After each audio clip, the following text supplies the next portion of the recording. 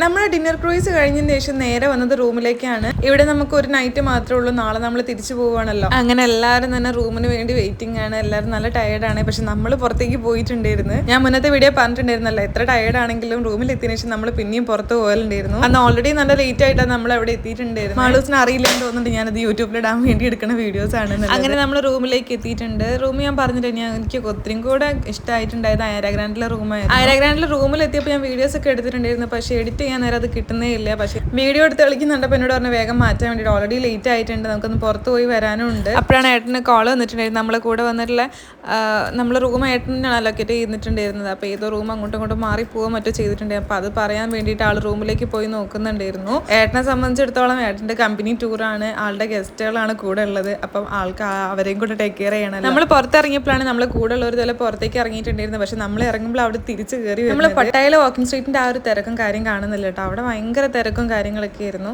Comparatively പട്ടായയിൽ കണ്ടാ തിരക്കും കാര്യങ്ങളും ഇവിടെ കാണാനില്ല. അങ്ങനെ നമ്മൾ തായ്ലൻഡ് ട്രിപ്പിലെ ലാസ്റ്റ് നൈറ്റാണ്. അപ്പോൾ ബാക്കി വിശേഷങ്ങളുമായിട്ട് അടുത്ത വീഡിയോയിൽ